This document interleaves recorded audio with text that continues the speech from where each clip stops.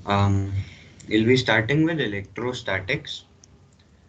Class में शायद तुम लोगों का सर बता रहे थे नेटवर्क थ्योरम हुआ है, बट मैंने इलेक्ट्रोस्टैटिक्स ही प्रिपेयर किया था, तो इसी के साथ मैं कंटिन्यू करूंगा और बिल्कुल 12th लेवल से हम लोग our टॉपिक को उठाएंगे, ठीक है। नोट्स जो मैं रेफर करूंगा क्वेश्चंस के लिए, नोट्स और क्वेश्चंस दोनों ही मैं तुम लोगों के साथ शेयर कर दूंगा। अगर मैं भूल जाऊं तो फिर मुझे एक टेक्स्ट करके याद दिला देना, भाई। बहुत ज़्यादा थियरी मैं तुम लोगों के लिए ही छोड़ूंगा, यहाँ पर केवल प्रॉब्लम प्रैक्टिस ज़्यादातर हम लोग करेंगे। स्टार्ट हम करेंगे इलेक्ट्रोस्टैटिक्स। ऑब्वियसली सबसे जो बेसिक फंडामेंटल लॉ है इलेक्ट्रोस्टैटिक्स का, that is Coulomb's law. Coulomb's law से ही हम लोग स्टार्ट करेंगे। कूलम्ब्स लॉ हम लोगों ने स्कूल लेवल पे भी पढ़ा होता है। कूलम्ब्स लॉ बहुत सिंपल सा लॉ है, थोड़ा थोड़ा न्यूटन के ग्रेविटेशनल लॉ जैसा ही दिखता है। कूलम्ब लॉ कहता है कि यदि तुम लोगों के पास पहले सिंपल टर्म्स में लिख लेता हूँ कि मान लो मेरे पास कोई चार्ज है Q1 और कोई दूसरा चार्ज है Q2। जिसको नोट करना है वो लिख भी सकता है, वरना फिर इसका मैं PDF क्रिएट करके भी सेंड कर सकता हूँ, फाइन। तो अगर केवल सुनना है तो दैट टू इज फाइन। और इन दोनों के बीच में R डिस्टेंस है, और सपोज कि फिलहाल के लिए वैक्यूम में रखे हैं, तो जो फोर्स होगा, फोर्स ऑफ इंटरैक्शन F, पहले डायरेक्टली F लिखते हैं, वेक्टर फॉर्म में बाद में लिखेंगे।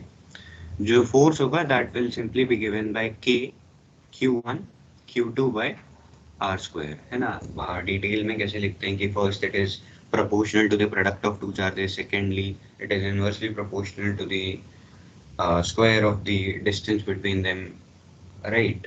Then एक कांस्टेंट आता है जिसको हम K कहते हैं, या फिर इसको और खोल के लिखें तो 1/4πε0 Q1 Q2 by R square, जहाँ पे Q1 Q2 मेरे चार्जेस हैं, R is the distance between them, और ε0 मेरी परमिटिविटी है। ये छोटी छोटी चीजें हम लोगों को आती हैं, है ना।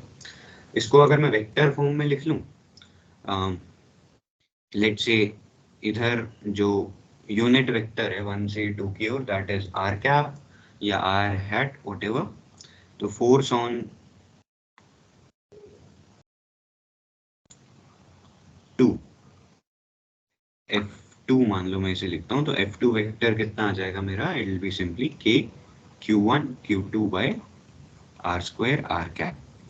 Similarly, force on 1 will be simply F1 vector will be K Q1 Q2 by R square negative R cap direction में।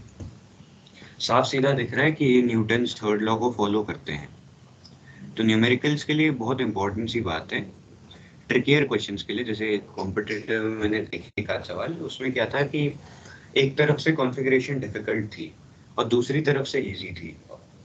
लाइक फॉर एग्जांपल एक क्वेश्चन आता है कि उसमें एक रिंग दी होती है और एक ये लाइन ऑफ चार्ज दी होती है जो इन्फिनिटी तक जाती है। तुमसे पूछा होता है कि ये लाइन ऑफ चार्ज या ये रिंग लाइन ऑफ चार्ज पे कितना फोर्स लगा रही है। तो इसको हम करेंगे या तो आज की क्लास में करेंगे या तो नेक्स्ट क्लास में करेंगे, और ये जो न्यूटन्स थर्ड लॉ वाला कंसेप्ट है ये इसमें खासा इंपॉर्टेंट हो जाता है।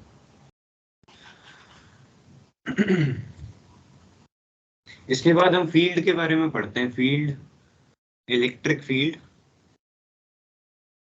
इलेक्ट्रिक फील्ड जो है, इलेक्ट्रिक फील्ड कुछ नहीं है, एक इलेक्ट्रिक, अब देखो फोर्स में क्या था, फोर्स में मेरे पास दो चार्जेस थे, तो अगर मुझे फोर्स निकालना है तो मुझे दोनों चार्जेस का मैग्नीट्यूड पता होना चाहिए। क्यों ना मैं कोई एक ऐसी चीज डिफाइन कर दूं जो सोलली एक चार्ज की प्रॉपर्टी हो, and that is known as electric field. अगर परिभाषा लिटरेचर के हिसाब से देखें तो it is the region, field का मतलब रीजन होता है, तो it is the region around a charge where its influence can be experienced, है ना। बट हम सिंपली लिख लेंगे कि जो फील्ड होता है इसको मैं E से रिप्रेजेंट करता हूँ। It is nothing but it is the force experienced by a unit test charge. तो सपोज करो तुम्हारे पास कोई चार्ज है Q, इसके सामने तुम क्या लेके आए, एक +1 कूलाम का चार्ज लेके आ गए, तो इस पे कितना फोर्स लग रहा है, जितना फोर्स लग रहा है वही इस पॉइंट पे इलेक्ट्रिक फील्ड हो जाएगा। Electric field is nothing but force per unit charge. Questions किसी को भी पूछना हो तो there is no problem, questions पूछ सकते हो एनी टाइम।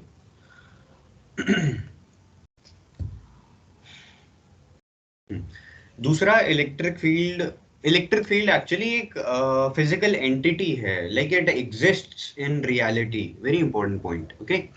इलेक्ट्रिक फील्ड जो है, it is not just a mathematical construct. ऐसा नहीं है कि मैंने मैथ इजी करने के लिए कुछ कर दिया कि E बराबर F बटे Q, ऐसा नहीं है।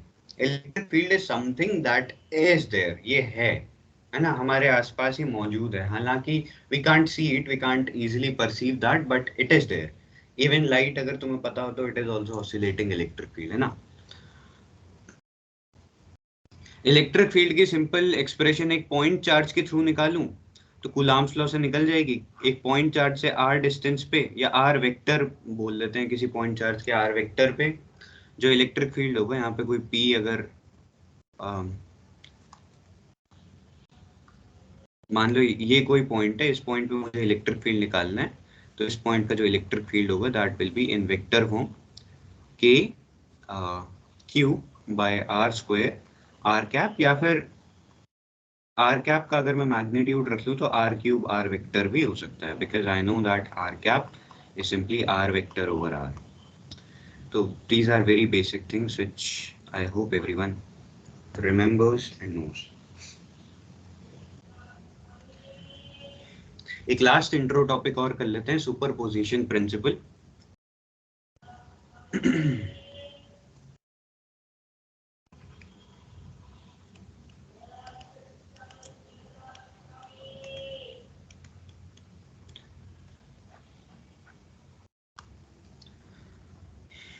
Superposition principle, what does it say? It's very simple. Superposition जैसे वेव्स, अच्छा वेव्स भी इसी बार है, बट शायद 12th में पढ़ते हैं सुपरपोजिशन प्रिंसिपल वेव्स में। इट इज वेरी सिंपल कि यदि मेरे पास कोई चार्ज है Q1 और मेरे को किसी पॉइंट पे इलेक्ट्रिक फील्ड निकालना है, यूं कहूं कि मेरे को किसी दूसरे चार्ज पे इसके कारण से फोर्स निकालना है, तो मैं निकाल लूंगा कूलम्ब्स लॉ लगा के।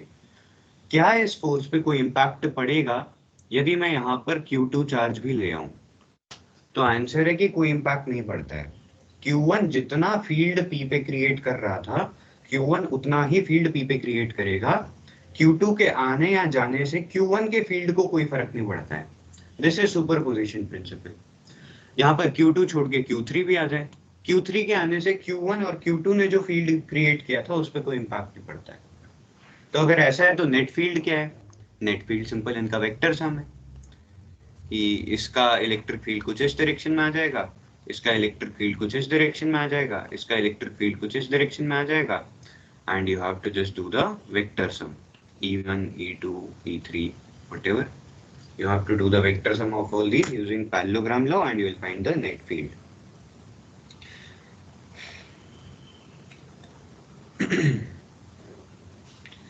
ठीक है, एक सवाल है मेरे पास।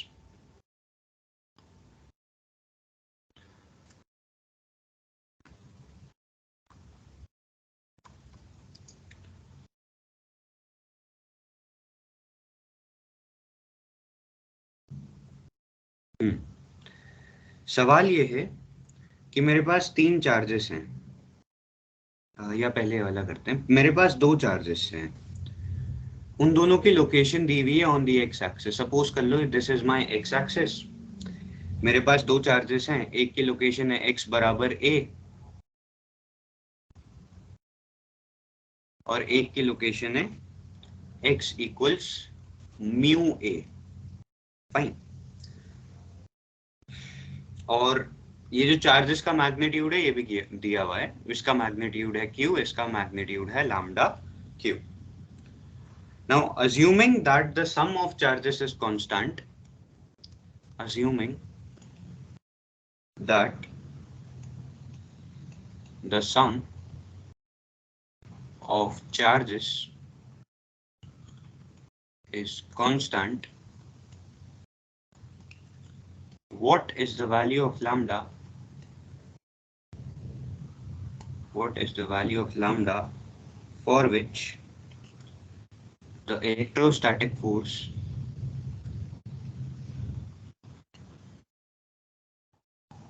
between them is maximum. सवाल कह रहा है कि सपोज कर लो कि क्यू धन लैम्डा क्यू जो है ये कांस्टेंट है, दिस वोंट चेंज, यानी जो टोटल चार्ज है तुम्हारे पास वो फिक्स्ड है और दोनों की लोकेशन दी हुई है वो भी फिक्स्ड है, ठीक है। लैम्डा की ऐसी क्या वैल्यू हो, यानी एक क्यू है दूसरा क्या हो, क्यू हो, 2Q हो, 3Q हो, 4Q हो या कुछ और हो, कि इन दोनों के बीच का जो फोर्स है दैट बिकम्स मैक्सिमम। सिंपल एक मैक्सिमम मिनिमा का एप्लीकेशन है, तो you all can try this one. Option यहाँ पे मैं लिख देता हूँ, ए इक्वल टू ऑप्शन ए है म्यू, बी है 1, सी है 1 ओवर म्यू, डी है 1 plus mu. Okay, you can try this one.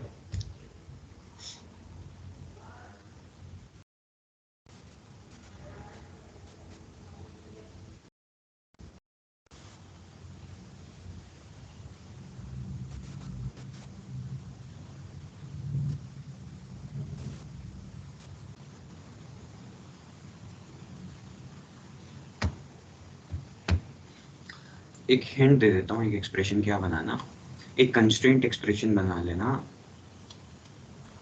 q plus lambda q is some constant, let's say capital E।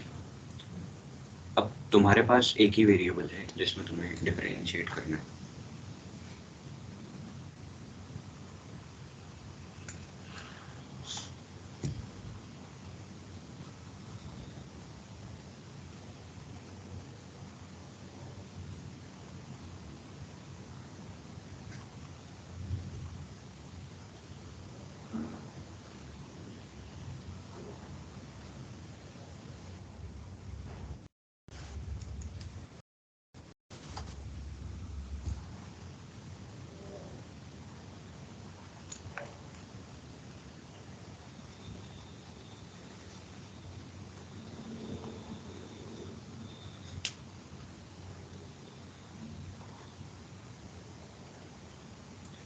Answers लिख के भी बता सकते हो, बोल के भी बता सकते हो, नो इशू एट ऑल।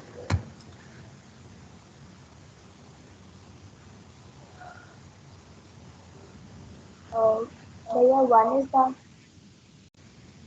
ठीक है, one answer 1, okay. Let's wait for the others.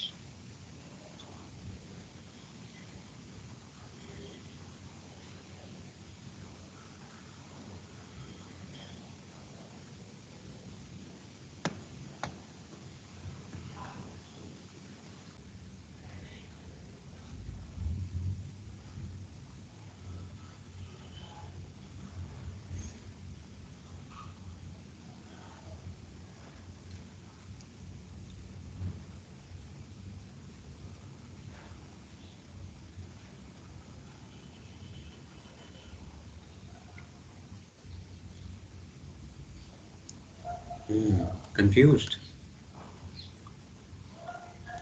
I think 1 should be the correct answer. Let me check. ठीक है, इस इक्वेशन से हम लोग स्टार्ट करेंगे, q plus lambda Q equal to Q. तो एक काम करते हैं, क्या लिख लेते हैं, lambda Q is equal to Q minus Q. Fine, let's write lambda Q as Q minus Q. So the force will become k that is q q2 that is lambda minus q, sorry, q minus q, right, q into lambda q, so lambda q की जगह q minus q आ गया, and the distance constant है, तो late us suppose थोड़ी देर के लिए इसको r suppose कर लेता हूँ, अगर म्यू की जरूरत पड़ी तो उसे लेके आ जाऊंगा इक्वेशन में, ठीक है। Let us suppose the distance is r square.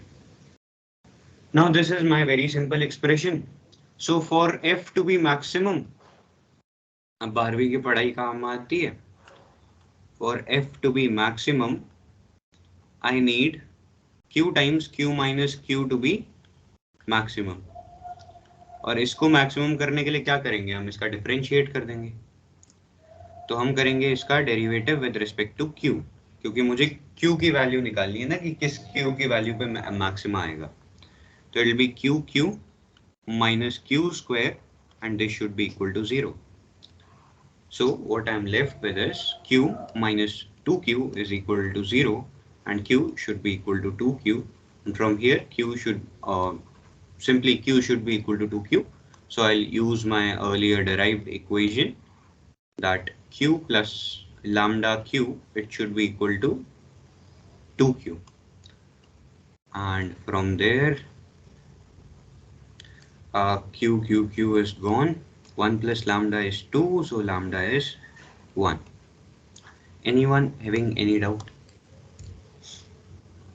Clear है सबको क्या किया मैंने? यस भैया। हाँ जी, बाकी लोग नहीं क्लियर है तो बता सकते हो, ठीक है? हाँ। इस क्लास का मोटिव ही है ना, तुम्हें बताया होगा सर ने कि जो कई बार कंफर्ट पीयर्स के साथ ज्यादा होता है, तो इस क्लास का मोटिव ही है, तो म्यूटेड ना रहो तो ज्यादा अच्छा है ना। ठीक है, इसके बाद अच्छा मुझे बताना, तुमने फर्स्ट सेम में ये पढ़ा है कंजर्वेटिव नॉन कंजर्वेटिव फील्ड?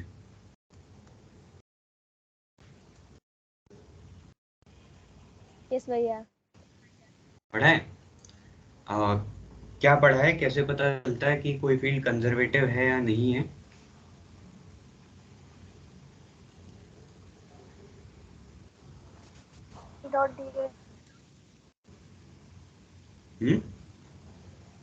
थोड़ी सी आवाज आई, पूरी नहीं है।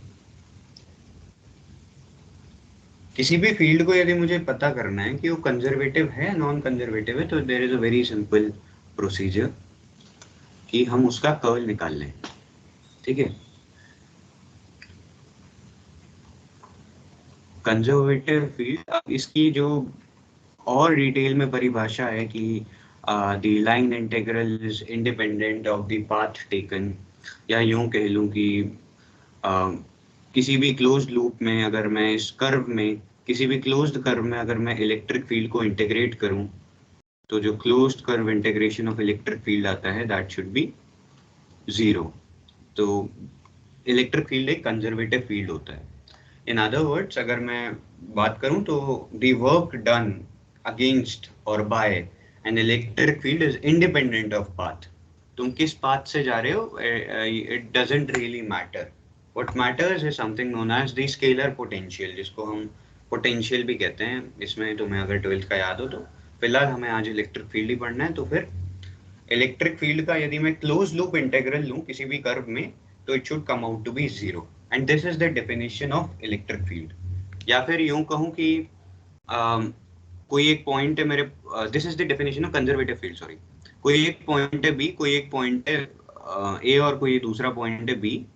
मैं ए से बी जाता हूं, थोड़ा मिनट, यप, ए से बी जाता हूं, तो I can follow different paths. मैं ऐसे जा सकता हूँ, मैं चाहे तो ऐसे कुछ करके जा सकता हूँ, ये घूम के, है ना।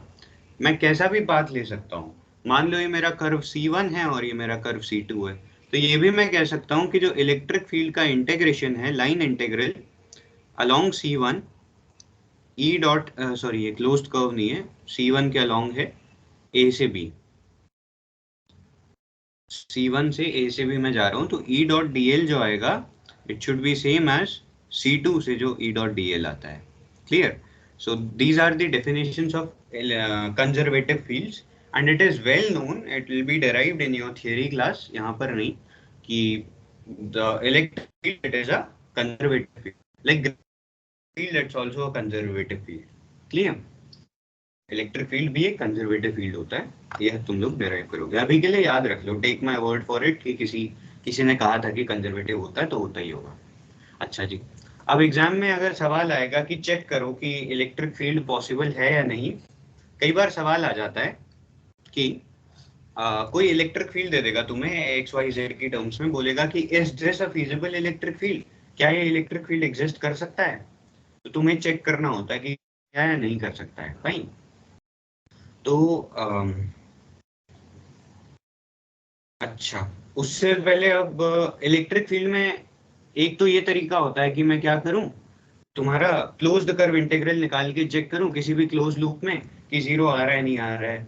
बट हम सब जानते हैं कि इंटीग्रेशन निकालना इतना आसान नहीं होता है। वैसे ही ये लाइन इंटीग्रल निकालने में तो बहुत ही ज्यादा आफत आती है। वो वॉल्यूम और सरफेस हो तो तब भी निकल जाते हैं, लाइन वाला बहुत ही ज्यादा डिफिकल्ट होता है। तो इज देयर एन ऑल्टरनेटिव? तो या देयर इज एन ऑल्टरनेटिव कि मैं इसका कर्ल चेक कर लूं। तो क्या होता है, स्टोक्स थ्योरम होता है लाइन इंटीग्रल को कर्ल में कन्वर्ट करने का, मुझे ध्यान में भी नहीं है। Can anyone confirm? अगर कुछ इसको चेक करना, अगर मैं गलत बोल रहा हूँ तो I am sorry for that, but I think I am right कि अगर मेरे पास कोई फील्ड है ए डॉट डी एल किसी क्लोज्ड कर्व में, तो इसको मैं एक सरफेस इंटीग्रल से रिप्लेस कर सकता हूँ like this, curl of A dot dA vector, and I think if I'm not wrong this is known as Stokes theorem. इसमें होता क्या है कि जो S है this is this surface, ये जो सरफेस एनक्लोज्ड है ये सरफेस है तुम्हारा S, और इसका वेक्टर हम जो उस डायरेक्शन में अपना राइट हैंड पॉइंट करके जो थंब की डायरेक्शन आती है वो इस डीए वेक्टर की डायरेक्शन होती है। But it hardly matters for us, क्योंकि हमें क्या करना है, हमें पता है कि देखो ध्यान से देखना, हमें पता है कि इलेक्ट्रिक फील्ड का जो लाइन इंटीग्रल है वो जीरो है। इसका क्या मतलब है, सरफेस इंटीग्रल भी जीरो होना चाहिए। और ये सरफेस इंटीग्रल कब जीरो हो पाएगा, जब कर्ल जीरो होगा। तो यहाँ से सीधा सीधा मुझे मिलता है कि फॉर कंजर्वेटिव फील्ड्स, अगर मेरे पास कंजर्वेटिव फील्ड है, कोई भी कंजर्वेटिव फील्ड है, तो उसका जो कर्ल है it should come out to be zero. और इलेक्ट्रिक फील्ड भी कंजर्वेटिव फील्ड है, not zero but zero vector, और इलेक्ट्रिक फील्ड भी एक कंजर्वेटिव फील्ड है, तो therefore it should come out to be zero vector here also. Is that clear? Yes भैया। है ना। कर्ल निकालने का बहुत सिंपल मेथड होता है। अगर मेरे पास कोई वेक्टर है, इसको हम इररोटेशनल भी कहते हैं, ठीक है। कर्ल का फिजिकल सिग्निफिकेंस क्या होता है कि कोई वेक्टर कितना रोटेट कर रहा है। मान लो मेरे पास कोई वेक्टर फील्ड है, वो वेक्टर फील्ड ऐसा है, ऐसे ऐसे ऐसे ऐसे ऐसे ऐसे घूम रहा है। मतलब इस पॉइंट पे वेक्टर फील्ड की डायरेक्शन है, इस पॉइंट पे ये है, इस पॉइंट पे ये है, इस पॉइंट पे ये है। तो vector field is kind of circulating. तो ये जो सर्क्यूलेशन होता है this is represented by curl. वैसे डाइवर्जेंस होता है कि इस पॉइंट पे इधर को डाइवर्ज कर रहा है, इस पॉइंट पे इधर को, इस पॉइंट पे इधर को, इस पॉइंट पे। तो it's kind of spreading. So spreading is divergence, curling और circulation is curl. Electric field कभी भी सर्कुलेट नहीं करेगा, and that is pretty much clear from the Coulomb's law, है ना। कूलम्ब्स लॉ ने सीधा सीधा दिखा दिया, सर्कुलेट तो कर ही नहीं सकता। उसने कहा कि आर वेक्टर के डायरेक्टली प्रोपोर्शनल है आर कैप के। तो आर कैप यानी सीधा सीधा बाहर निकल रहा है, डाइवर्ज कर रहा है, और कोई भी फील्ड जो डाइवर्ज करता है वो सर्कुलेट नहीं करता है। Curl of divergence is zero. ये एमपी में थोड़ा बहुत मुझे ध्यान में है, जितना जितना है। फिलहाल कर्ल निकालने का क्या तरीका होता है कि अगर मेरे पास कर्ल निकालना है तो the very simplest method is कि इसको डिटर्मिनेट फॉर्म में ऐसे लिख दो, डिटर्मिनेंट बना के del by del X del by del Y del by del Z, और E X E Y E Z, where E X E Y E Z are the components of electric field along X Y and Z direction. ये determinant तुम्हें solve करना है। Now it's a triple determinant solve करना बड़ी बात नहीं है। Fine. Sometimes even electric field तुम्हें किसी और कोऑर्डिनेट सिस्टम में दे देंगे, तो कर्वीलिनियर कोऑर्डिनेट्स पढ़े थे, ये सुनो।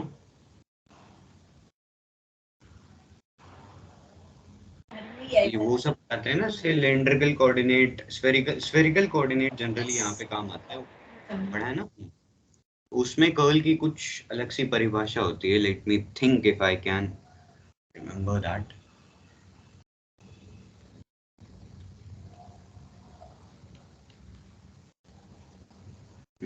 यहाँ पे ये आते थे scale factors, and this was like E1 cap, E2 cap, E3 cap, del by del U1, del by del U2, del by del U3, and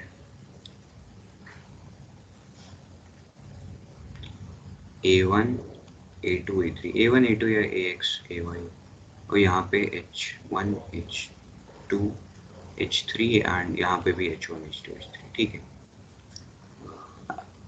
So this is your matrix for like the not matrix but determinant for the curvilinear coordinates, यानी अगर तुम्हें electric field spherical form में दिया हो तो भी तुम निकाल पाओ, इसलिए ये डिटर्मिनेंट तुम्हें ध्यान रखना है, किसी भी किताब में मिल जाएगा, आसानी से याद हो जाता है, ठीक है। तो ऐसा एक सवाल करके देखते हैं। अच्छा, बाय द वे जो हमने ऊपर सवाल किया है ये कॉम्पिटिटिव का सवाल है, ठीक है। This was in just 2015, okay. Questions are pretty easy, simple, conceptual. ऐसा एक सवाल करते हैं, मेरे पास पड़ा हुआ है ऐसा एक सवाल। ये कह रहा है कि जो इलेक्ट्रिक फील्ड है it is given by A X I hat plus C Z J hat plus 6 by k hat. This is the electric field given to you. And for what values of A, B and C does this represent an electrostatic field? अच्छा, जो curl है ना, ये electric field का नहीं, electrostatic field का zero होता है। यानी जो रेस्ट चार्जेस हैं, जो चार्जेस एट रेस्ट हैं, वो जो जिस इलेक्ट्रिक फील्ड को प्रोड्यूस करेंगे, उस इलेक्ट्रिक फील्ड उसको हम इलेक्ट्रोस्टैटिक फील्ड कहते हैं, स्टैटिक फॉर रेस्ट, ओके। उसका कर्ल जीरो होता है। If I have an arrangement where like the changing magnetic field it produces electric field, अगर तुम्हें फेराडे याद है तो changing magnetic field can produce an electric field, right. उसके लिए कर्ल जीरो नहीं होता है। Is that clear?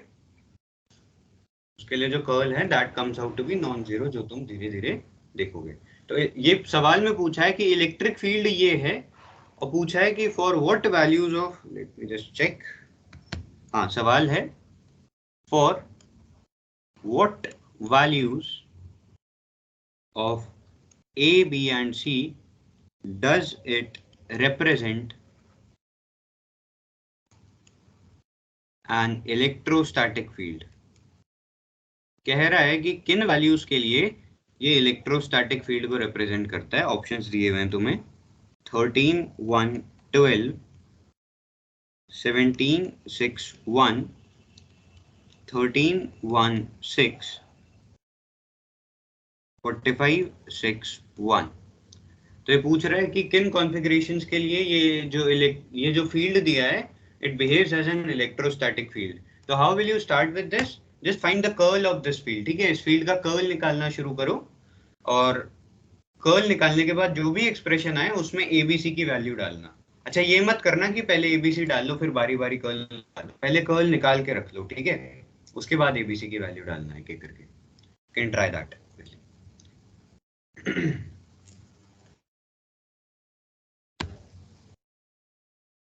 मुझे थोड़ा सा 5 मिनट देना, आई विल बी बैक, तब तक इसे सॉल्व करो।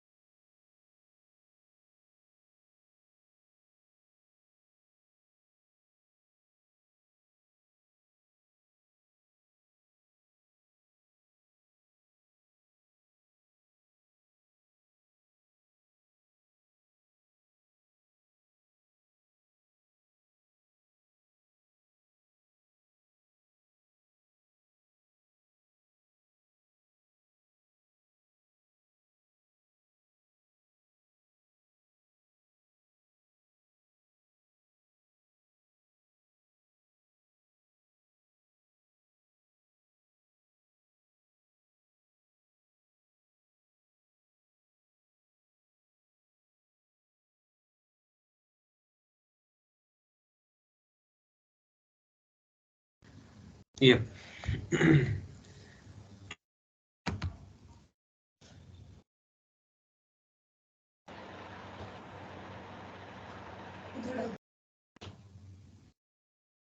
Anyone?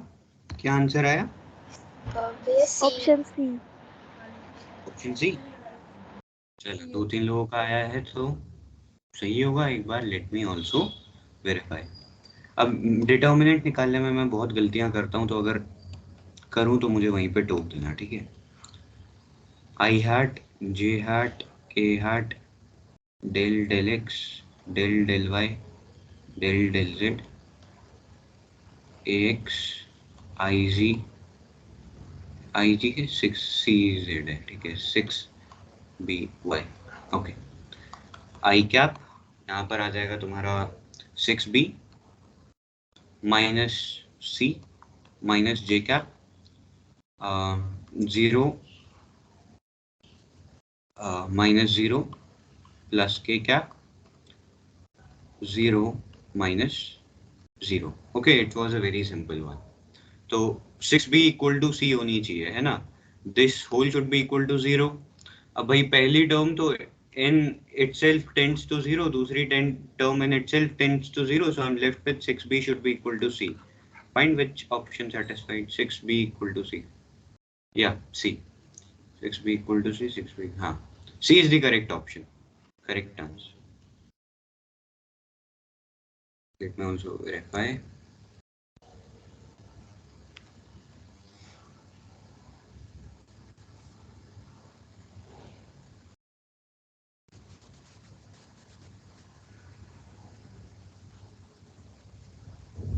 Yeah, c is the correct answer. तो क्लियर है ये वाला क्वेश्चन कैसे अटेम्प्ट करते हैं? अ वेरी सिंपल वन, ठीक है?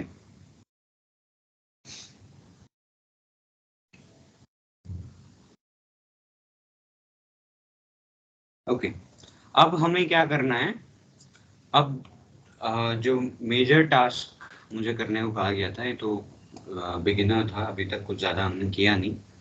हमें इलेक्ट्रिक फील्ड स्टडी करना है due to the various charge configurations, ठीक है? तो for the next 45 minutes 1 hour we are going to deal with that. Okay, electric field due to various charge configurations. तो अलग अलग चार्ज कॉन्फ़िगरेशंस हो सकती हैं और उनके अलग अलग फील्ड्स हो सकते हैं। चार्ज कॉन्फ़िगरेशन से मेरा मतलब क्या है कि भाई जो कूलाम्स लॉ है that is valid only for a point charge. अच्छा, मैं कहना भूल गया था, but okay, you know this thing already, कि जो कूलाम्स लॉ है it is valid only for a point charge. एक पॉइंट चार्ज से दूसरे पॉइंट चार्ज पे फोर्स तो निकाल लेगा, बट एक एक्सटेंडेड चार्ज से, what do I mean by extended charge? Charge मतलब मान लो मैं अपने फोन पे पूरा इसको चार्ज इन द सेंस इस पे चार्ज दे दूं, वो बैटरी वाला चार्ज नहीं, इस पे एक charge plus let's say 10 micro Coulomb's का चार्ज इस पे यूनिफॉर्मली स्प्रेड कर दूं, तो इसके कारण जो इलेक्ट्रिक फील्ड बनेगा वो कैसे बनेगा? क्या मैं इस पे कूलम्स लॉ लगा सकता हूँ या नहीं लगा सकता हूँ? All these things I will study. Okay, या फिर अगर मेरे पेन को मैं चार्ज अप कर दूं तो इसके कारण कैसी इलेक्ट्रिक फील्ड की कॉन्फ़िगरेशंस बनेंगी, तो that we are going to study. इसी में गॉस लॉ का टॉपिक आता है जो 12th में भी पढ़ते हो, लेकिन we'll go to that a bit later. First हम विल स्ट्राइव थ्रू इंटीग्रेशंस, है ना? पहले हम इंटीग्रेशंस देखेंगे कि कितने टफ होते हैं, क्या इतने टफ होते हैं कि गॉस को एक नया लॉ लाने की जरूरत पड़ गई, या सिंपल होते हैं। तो लेट्स सी।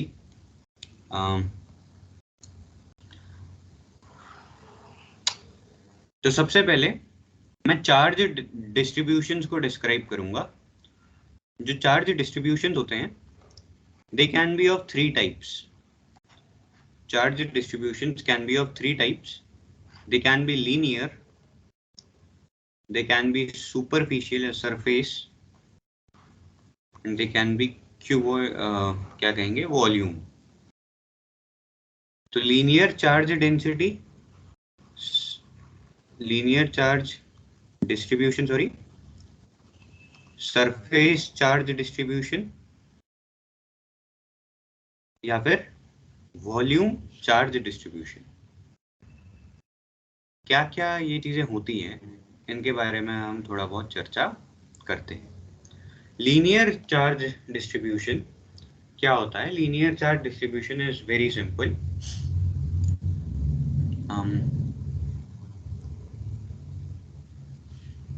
a second.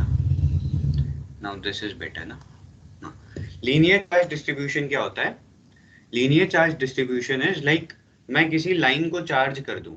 मेरे पास एक लाइन है और उस कंप्लीट लाइन को मैं क्या कर लूं, चार्ज कर लूं, तो उसको मैं कहूंगा linear charge distribution. In the sense 1D, like एक पॉइंट चार्ज है. पॉइंट चार्ज उसमें कोई डायमेंशन ही नहीं है, पॉइंट है. Fine, it is just one point. Linear है कि it is a combination of points in a straight line. तो एक 1D फिगर मेरा बन गया. फॉर एग्जांपल एक्स एक्सिस जैसा होता है, तो एक लीनियर है, तो उसको मैं कहूंगा लीनियर चार्ज डिस्ट्रीब्यूशन. सरफेस होगा कॉम्बिनेशन ऑफ लाइंस. ये एक लाइन है, ये दूसरी लाइन है, तीसरी लाइन है, चौथी लाइन है, पांचवी लाइन, छठवीं लाइन है, जोड़ दिया तो क्या बन गया? एक पूरा शीट बन गया. तो सरफेस चार्ज डिस्ट्रीब्यूशन होता है कि पूरी शीट को मैं क्या कर लूं, चार्ज कर लूं. क्लियर? नाउ वॉल्यूम चार्ज क्या होता है? वॉल्यूम चार्ज डिस्ट्रीब्यूशन होता है कि मैं किसी शीट्स या सरफेसेस को मैं कंबाइन कर लूं. ये एक सरफेस है, इसके ऊपर दूसरा सरफेस, तीसरा सरफेस, चौथा सरफेस, पांचवा सरफेस पाइल अप किया, तो I will get an entire volume. Is that clear everyone? So I have these three types of charge distributions. Okay, linear charge distribution, surface charge distribution, volume charge distribution. How will I study them? I'll have to break them down. ठीक है, मैं linear charge distribution को I'll have to break it down. भाई एक rod है, मेरे को उसके पीस करने पड़ेंगे छोटे छोटे छोटे. नाम लो किसके लिए लगा सकता हूँ? रॉड के लिए तो नहीं लगा सकता हूँ. मैं एक पॉइंट चार्ज के लिए लगा सकता हूँ. It is made up of many point charges, and therefore I'll say that, wait a second. Therefore I'll say that this is my rod, let us say, or line. तो मैं इसमें एक define करूंगा linear charge density. Linear charge density, suppose करो मैं इस rod पे, इस रॉड के x कोऑर्डिनेट पे, सपोज करो कि ये x इक्वल टू 0 है और ये x इक्वल टू L है. x एक्सिस के नाम रॉड रखिए, r एक्सिस कुछ भी, इट्स योर चॉइस. तो मैं x लोकेशन पे एक dx विड्थ का एलिमेंट काट लेता हूँ. ओरिजिन से x लोकेशन दूर एक dx विड्थ का एलिमेंट काट लेता हूँ, और इस dx विड्थ को जब मैं चेक करता हूँ तो इस पे कोई dq चार्ज होता है. तो I define lambda as a function of x in general. वैसे तो कांस्टेंट भी हो सकता है, बट सपोज कि x का फंक्शन है, तो lambda as a function of x is defined as simply dq dx. Clear? कि कितना चार्ज स्टोर था, जो डेंसिटी होती है, मास डेंसिटी क्या होती है? वॉल्यूम, सॉरी, मास भागे वॉल्यूम. यहाँ पर है चार्ज भागे स्पेस. स्पेशियल कंटेंट क्या है हमारे पास? dx है, तो मास भागे dx. I hope it is pretty much clear.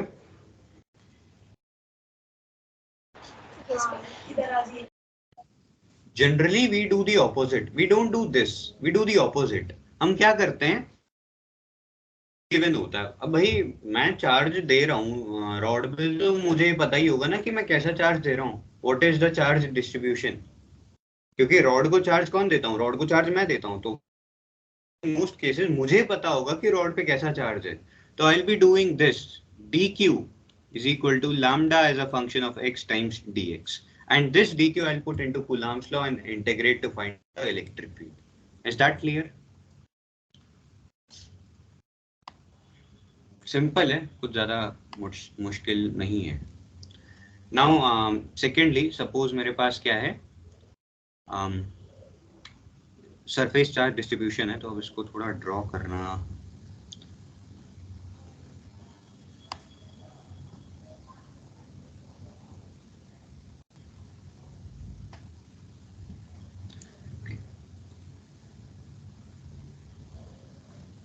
थोड़ा स्पेस मुझे चाहिए.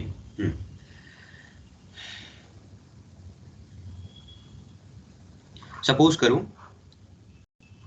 ये मेरा कोऑर्डिनेट एक्सिस है. This is my y coordinate and this is my x coordinate. Okay, suppose this is my coordinate axis. Okay, now I have a surface charge, कोई भी random surface charge है, तो मैं क्या करता हूँ, इस सरफेस चार्ज की किसी कोऑर्डिनेट एक्स वाई पे एक छोटा सा रेक्टेंगल काट लेता हूँ. ओके, किसी भी इस रेक्टेंगल के अपने कोऑर्डिनेट्स हैं एक्स कॉमा वाई. लाइक ये रेक्टेंगल इतना छोटा है कि एक पॉइंट के बराबर है, तो this rectangle has its own coordinates. Okay, तो मैं यहाँ पर क्या करूंगा, एक रेक्टेंगल छांट लूंगा और इस रेक्टेंगल की जो विड्थ होगी दैट विल बी dx और जो हाइट होगी दैट विल बी dy, यानी जो एरिया होगा that will B dx dy. थोड़ा सा अगर मैं जूम करके बनाऊं तो मैंने ये किया है कि इस रेक्टेंगल का जो सेंटर सपोज कर लो, वैसे तो पॉइंट है तो डजंट रियली मैटर, उसके कोऑर्डिनेट्स हैं x, y और यहाँ पर जो इसकी विड्थ है दैट इज dx और जो हाइट है दैट इज dy. क्लियर? अब इसका जो एरिया हो जाएगा dA या ds whatever that will be dx dy, और यहाँ से मैं क्या डिफाइन करूंगा, surface charge density sigma as a function of x and y. So sigma and as a function of x and y, it will be given by the charge in this small portion of area. और वहीं अगर मुझे dq के लिए expression चाहिए होगा तो I'll write sigma as a function of x and y dA. तो this will be a kind of like double dimensional integral, यानी दो वेरिएबल्स के ऊपर मुझे इंटीग्रेट करना होगा कूलम्ब्स लॉ करने के लिए, लेकिन दैट इज डिफिकल्ट. ठीक है, एक इंटीग्रेशन x पे होगा, एक इंटीग्रेशन y पे होगा.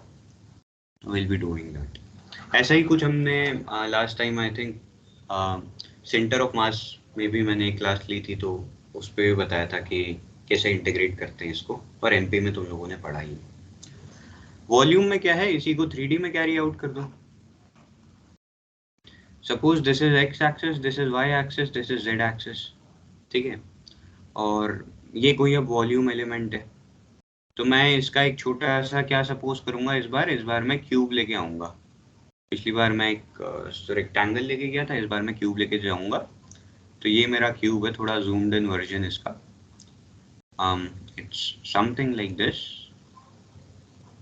So this dimension is dy, this dimension is dx, this dimension is dz. तो जो इसका वॉल्यूम होगा dv. अब जनरली मैं इलेक्ट्रोस्टैटिक्स में v फॉर वॉल्यूम जो ट्रेंड है उसको छोड़ टॉर्क फॉर वॉल्यूम. ठीक है, जो टॉर्क के लिए टॉ लिखते हैं ना, उसी को मैं वॉल्यूम के लिए भी लिख लेता हूँ. Is that clear? तो फिर ये जो v है that is reserved for potential. Okay, जो v वर्ड है that is generally reserved for potential. तो इस कारण से क्या होता है कि टॉ में यहाँ पर v को मैं वॉल्यूम के नहीं ले सकता हूँ, इसलिए टॉ लिखता हूँ. तो dx dy dz will be something like this.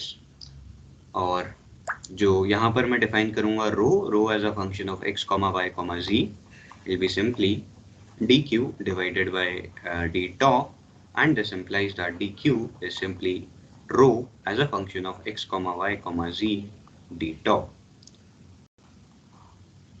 So I have like decoded my charge distributions.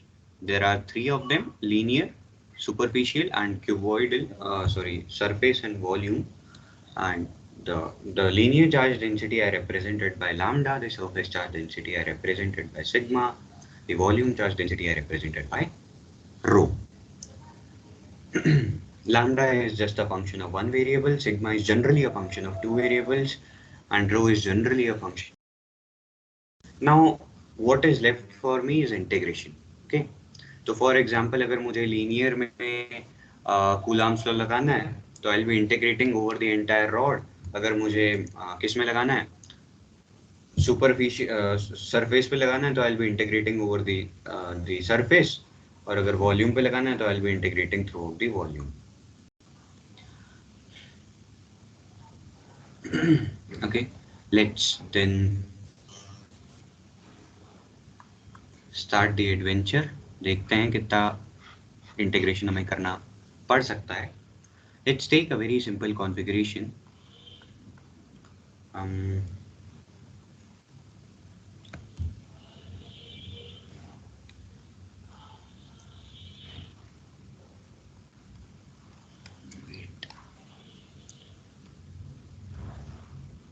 let's have this.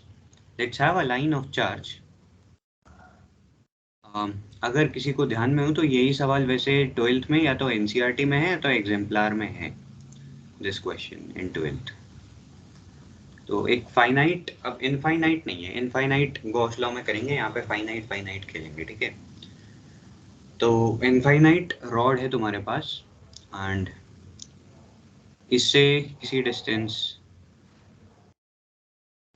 r पे कोई पॉइंट है p, इस पॉइंट p पे तुम्हें इलेक्ट्रिक फील्ड का पता करना है.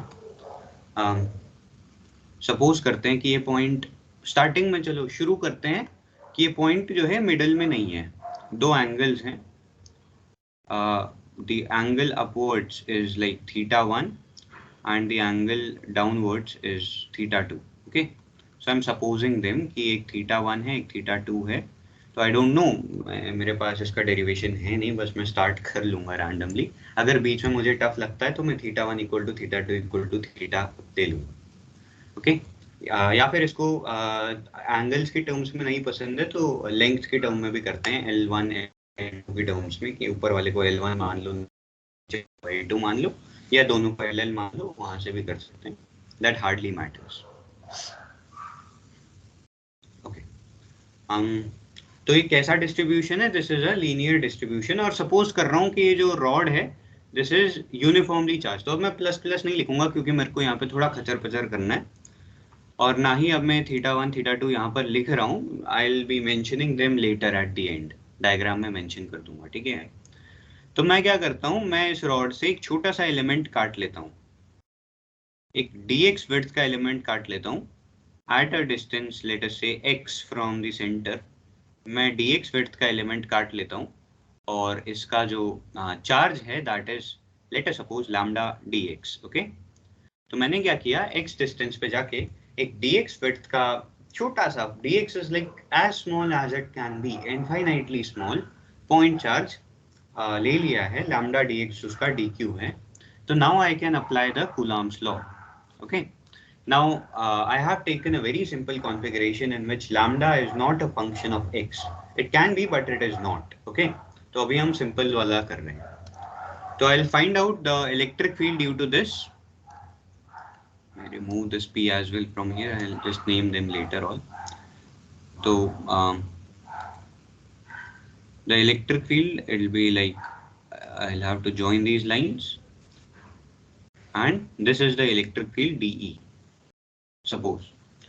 And also suppose that this is at an angle phi, and the angle subtended by this very small angle, very small element. So let me draw it a bit more clearly.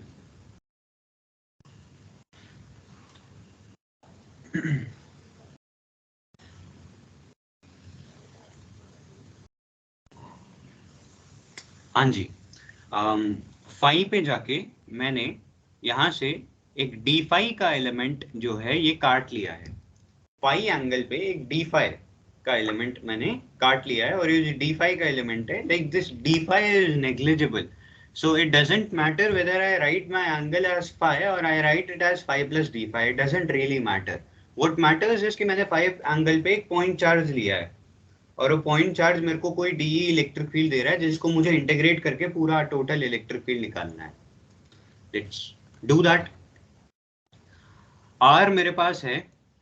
अब electric field क्या आ जाएगा, जो DE होगा, अगर मैं केवल magnitude की बात करूं, कंपोनेंट्स हम थोड़ी देर में लेंगे, इसके पहले मैग्नीट्यूड देख लेते हैं. तो जो डीई होगा दैट विल बी सिंपली के. अब I don't write liking that, I don't like writing that 1 by 4 pi epsilon naught, so I'll be writing k only. K dq by distance. Distance Pythagoras लगा लो, x r, x square plus r square, या फिर सीधा ही r के terms में भी हम लिख सकते हैं. मेरे ख्याल से r sec phi आएगा. हाँ, प्लीज चेक दैट कि cos phi हो जाता है base upon hypotenuse r upon distance is equal to cos pi r sec phi, ठीक, r sec phi square, okay, k dq over r sec phi square. Now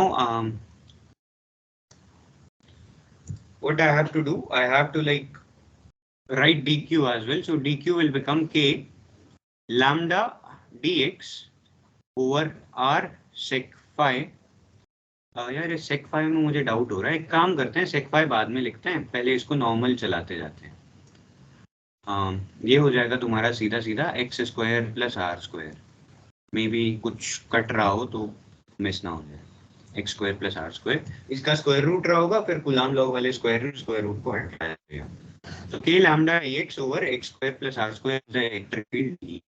But remember this is a vector quantity, you cannot directly apply integration over here, है ना, integrate नहीं कर सकते vector quantity, इसको components में तोड़ दो, इसके दो कंपोनेंट्स हो जाएंगे, एक हो जाएगा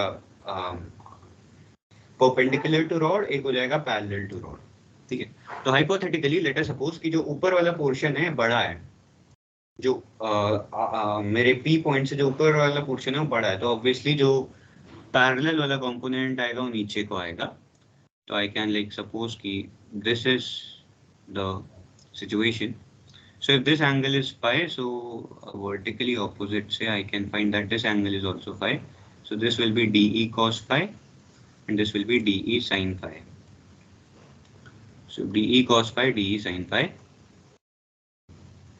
and now I'll be integrating sin phi cos phi, तो जो E perpendicular आएगा to the rod that will be integration DE cos phi, and जो E parallel आएगा to the rod that will be integration DE sin phi.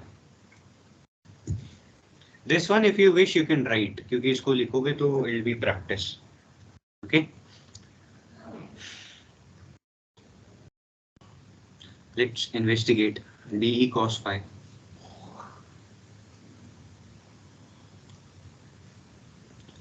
DE cos phi will be simply DE, that is k lambda dx over x square plus r square into cos phi will be simply base upon hypotenuse, that is root over x square plus r square, right?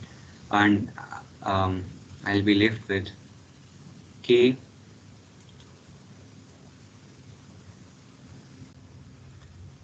lambda r x square plus r square to the 3/2 dx. So this is the expression with which I am left finally, okay. This is for cos phi, I'll get another for sin phi, but okay, quickly do it for sin phi, एक बार sin phi वाले term का निकालना क्या आ रहा है, I think there will be only one change, k lambda x over x square plus r square है, एक बार check करके बताओ।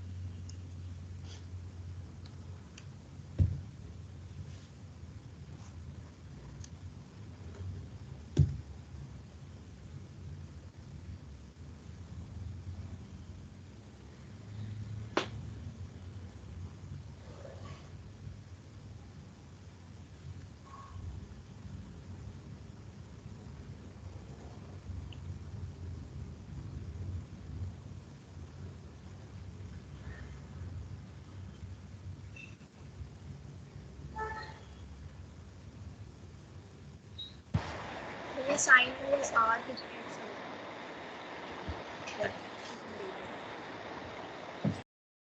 DE sin phi is equal to k lambda x by r square plus x square to the 3 dx. सब लोग जरा देखते रहो, हाँ, कहीं पे भी कैलकुलेशन में थोड़ा इधर उधर हुआ तो विल बी ट्रबल। मेरे पास ग्रिफिथ्स तो है, बट ग्रिफिथ्स में वो एल करके दिया हुआ है, मुझे 5 में करना है, तो इसलिए I am not opening that. ठीक है, let's make a change of variable now. तो मेरे पास क्या इंटीग्रेशन है, एक एक करके चलो, एक काम करते हैं, परपेंडिकुलर वाला मैं सॉल्व करूंगा, पैरेलल वाला तुम सॉल्व करना, ओके। हाँ, परपेंडिकुलर एक मैं सॉल्व कर लेता हूँ, तो परपेंडिकुलर वाला मैं सॉल्व कर लेता हूँ। तो integration dE cos phi, and this ultimately turns out to be integration k lambda r by x square plus r square to the 3/2 dx. ठीक है, ये कहाँ से कहाँ तक जा रहा है वो लिमिट्स बाद में डालते हैं, सीधा पाई की डालेंगे. अब इस ट्रायंगल को देखो, ये जो ट्रायंगल है एक्स आर फाई वाला, यहां से मुझे x पता है, क्या हो जाएगा मेरा x is equal to R tan phi लिख सकता हूं, या r is equal to x tan phi. एक second, x wait a second, कोई ब्राउजर ओपन हो गया. हाँ जी, x on r equal to tan phi, तो x is equal to r tan phi. ठीक है, x is equal to r tan phi मैं लिख सकता हूँ. यहाँ से मैं dx निकाल सकता हूँ. तो ये तुमने 12th में किया था, अगर तुम्हें याद हो तो. ये dt करके आर डी शर्मा में बहुत सारे क्वेश्चंस किए थे हम लोगों ने. तो dx is equal to r sec square phi d phi. ठीक है, तो यहाँ पर अब मैं वैल्यूज इंसर्ट कर दूंगा. Also x is equal to r tan phi को मैं इंसर्ट भी कर लूंगा, और sec फाई वाला यहाँ पर लेके आ रहा हूँ. तो integration k lambda r by X square plus R square, तो शॉर्ट में कर दूं, एक्स स्क्वायर हो जाएगा R square tan square phi, तो R square tan square phi plus R square, यानी R square sec square phi हो जाएगा. तो R square sec square phi की power 3/2 will directly come out to be R cube sec cube phi, and numerator में it's coming out to be R sec square phi D phi, R sec square phi D phi. तो अब क्या हो रहा है, ऊपर are square है, नीचे आर है, तो I am left with K lambda by R. Sec phi को ऊपर ले जाके मैं कॉस फाई लिख लूंगा D phi. Now what will be the limits of phi? Now let me draw phi. तो फाई जो है, it's lower limit is this 2 and upper limit is this phi 1. So therefore it goes from minus to plus phi 1. अब मैंने minus यहीं पे include कर दिया है, तो whenever I'll solve a numerical using my formula, I'll not write minus. यानी अगर मैं यहाँ पे phi 2 से phi 1 लिखता तो न्यूमेरिकल सॉल्व करते वक्त मुझे माइनस लिखना होता एक डायरेक्शन के एंगल के लिए, लेकिन मैंने डेरिवेशन में ही माइनस लिख लिया. तो I'll be doing this रखूंगा जो भी मुझे न्यूमेरिकल में given. It's very simple, similar to Biot Savart वाला जो 12th में होता था स्ट्रेट लाइन के द्वारा, वैसा ही डेरिवेशन. तो बस इट्स सॉल्व्ड ऑलमोस्ट. कॉस का इंटीग्रेशन क्या होता है, साइन या minus sine? Integration of cos sine is sine. Sine phi, phi 2 से phi 1, so I am left with K lambda by R sine of phi 1 minus sine of minus phi 2, that ultimately becomes plus sine of phi 2. So this is my E perpendicular. This is my expression for E perpendicular, that is k lambda by r sine phi 1 plus sine phi 2. As simple as that. Note कर लो. इसलिए मुझे ये पाई वाला पसंद था, क्योंकि मुझे याद है वो एल वाले में जो इंटीग्रेशन होता है ना, वो थोड़ा सा लंबा चला जाता है. तो उस इंटीग्रेशन से बचने के लिए हमेशा मैं तो इस डेरिवेशन को फाई में ही प्रेफर करता हूँ. एग्जाम में वैसे भी कैलकुलेटर रहता है तुम लोगों के हाथ में, तो अगर वो एल की टर्म्स में क्वेश्चन पूछे तो फटाफट से निकालोगे कितना कितना साइन आ रहा है एंगल से.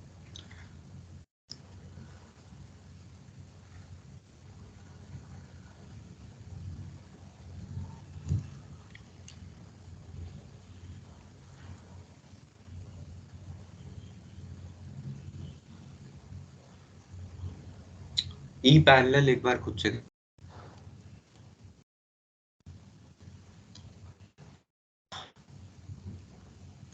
exact follow exactly the same formula, methodology, sorry, dE sin pi, that will become k lambda x by r square plus x square to the 3 second 3/2 dx.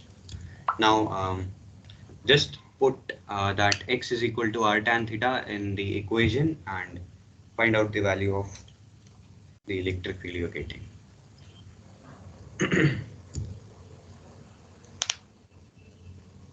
और किसी को कोई समस्या है ऊपर जितना भी हमने किया तो you can ask.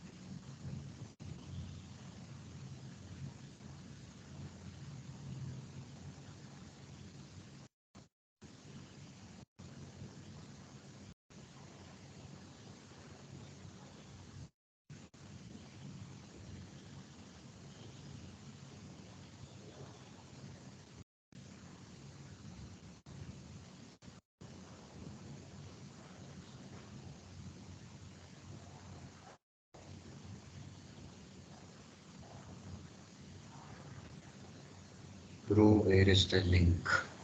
Anyone who has joined by phone can please forward the link.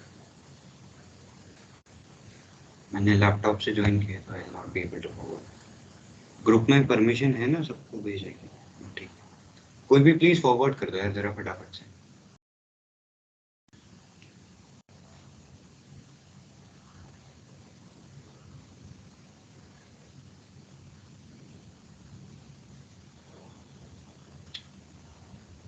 Okay, thank you.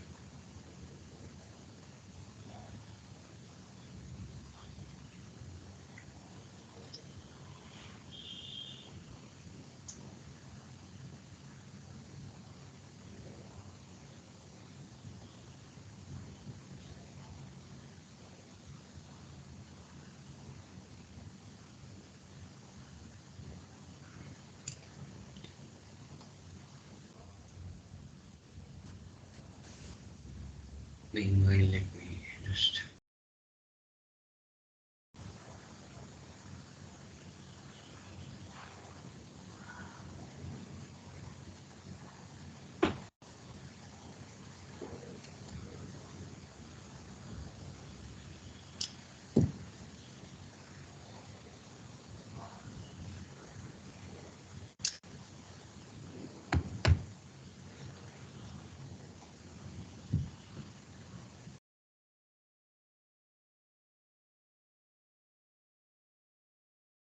थी जो भी वो मांग रहा था लिंक।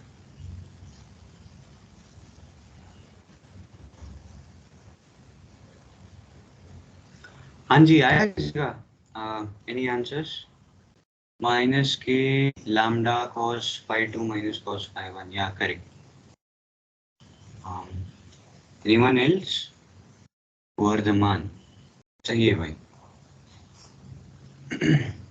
हाँ जी, वर्धमान के अलावा किसी और का आया है दिस आंसर?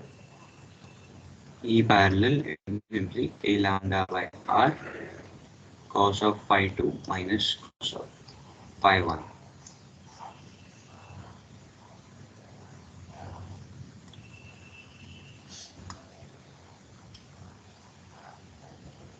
तो यू कैन सी, तुम्हें पता है ना cos एक डिक्रीजिंग फंक्शन होता है, और यहाँ पे मैं कौन से एंगल्स की बात कर रहा हूँ, एक्यूट एंगल्स की। तो एक्यूट एंगल्स में cos एक डिक्रीजिंग फंक्शन होता है। और तो इसका क्या मतलब है कि अगर cos phi 2 बड़ा है cos phi 1 से, तो इसका मतलब होगा कि phi 1 phi 2 से बड़ा है। phi 1 phi 2 से बड़े होने का क्या मतलब है कि ऊपर की ओर ज्यादा रॉड है, नीचे की ओर कम रॉड है, यानी जो हमने डायरेक्शन ली है वो सही डायरेक्शन ली है, हमने नीचे को लिया है ना फील्ड। वहीं अगर मेरा ये आंसर नेगेटिव आता है, इसका मतलब क्या है कि phi 2 बड़ा है, यानी नीचे वाला पोर्शन बड़ा है रॉड का। ये मेरी रॉड है, पॉइंट पी यहाँ पर है, नीचे वाला पोर्शन ज्यादा बड़ा है, तो ऊपर की ओर है इसका component, it is not downwards. Okay, so this is the expression. तो मैंने दो एक्सप्रेशंस डिराइव कर लिए। अच्छा ये बताओ, एनीवन वांट्स कि मैं इसे डिराइव करूं या सबका हो गया है? अच्छा ज्यादा लोग अब आ रहे हैं, सब लोग लिंक का ही वेट कर रहे थे। मीटिंग वैसे स्केड्यूल्ड होती है, तुम लोग टीम्स में आके चेक कर सकते हो। मुझे ये बताओ कि एनीवन वांट्स कि मैं इस डेरिवेशन को करूं या सबका हो गया? ये फर्स्ट क्लास है क्या? हाँ ये फर्स्ट क्लास है। नहीं आपने फर्स्ट क्या नहीं है कवर शायद। तुम्हें रिकॉर्डिंग मिल जाएगी वैसे, अब तो 1 घंटा हो चुका है, बिल्कुल इलेक्ट्रिक फील्ड के बेसिक से कवर है, एक आध क्वेश्चंस किए पीवाई के। और okay, I will send the PDF and I will just post the recording. Recording तो अपने आप ही पोस्ट हो जाती है, मैं उसको यूट्यूब पे भी डाल दूंगा अभी आपने संजय से। लाइक स्टार्ट करा अभी 1 घंटे में? हाँ पिछले 1 घंटे में तुम्हारा इलेक्ट्रोस्टैट स्टार्ट हुआ है। ओके, और इससे पहली क्लास में? पहली क्लास मेरी नहीं थी। मेरे को लग रहा है कि शायद अजय के साथ तुम लोगों की क्लास हुई है, आई थिंक हुई तो है। इंटरफेरेंस, कुछ इंटरफेरेंस डाइफ्रैक्शन की, इलेक्ट्रिसिटी मैग्नेटिज्म की, this is the first one. Okay, recording तो मिल जाएगी राइट? हाँ रिकॉर्डिंग मिल जाएगी राइट फर्स्ट क्लास की? Okay. Just half hour after completion of class recording team से पोस्ट हो जाएगी, एंड टीम्स पे 1 आध GB की पोस्ट होती है, तो अगर छोटी फाइल चाहिए तो संजय से मैं कहूँगा वो यूट्यूब पे पोस्ट कर देगा। ओके, टीम्स का कोड किधर मिलेगा भाई?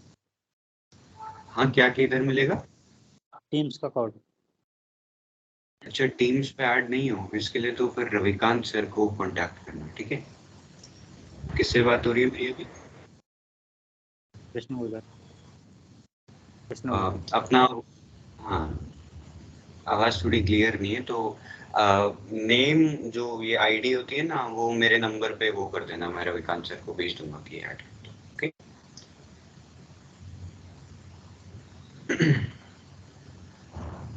चलो ठीक है, आई सपोज सबका ये आ चुका है, E perpendicular E parallel. Let's talk of infinite rods, जो तुम 12th में करते थे। इफ रॉड इज इनफाइनाइट, अगर इनफाइनाइट रॉड है तो क्या होगा? इनफाइनाइट रॉड में सिंपल सी बात है कि phi 1 और phi 2 phi 1 और phi 2 दोनों 90 को टेंड कर जाएंगे, 90 डिग्रीज को, और phi 2 भी तुम्हारा 90 डिग्रीज को टेंड कर जाएगा, है ना? देख लो सीधी सीधी बात है यार, रॉड जितनी लंबी होती जाएगी, पहले इतना सा एंगल था, थोड़ा और बढ़ेगा, थोड़ा और बढ़ेगा, थोड़ा और बढ़ेगा, इनफाइनाइट रॉड भी तो एंगल पूरा 90 डिग्री का हो जाएगा। तो यदि 90 डिग्री का एंगल है तो what is the E parallel वाली टर्म, तो गई cos 90 0 होता है। तो केवल एक फील्ड बचता है, E बराबर E perpendicular, that is simply 2k lambda by r। Okay, और k की अगर तुम वैल्यू रखोगे तो you get that very phenomenal, very like usual formula जो 12th में अच्छे से रट लेते थे, lambda by 2 pi epsilon not r। Okay, अगर रॉड मेरी सेमी इनफाइनाइट है, सेमी इनफाइनाइट रॉड का मतलब कुछ इस प्रकार की कॉन्फ़िगरेशन की ये रॉड है, इधर नीचे को इनफाइनाइट है, ऊपर को इनफाइनाइट नहीं है, यहाँ कहीं पे है हिसाब किताब, तो ये सेमी इनफाइनाइट हो गए। तो इसमें एक एंगल 0 होता है, एक एंगल 90 हो जाता है।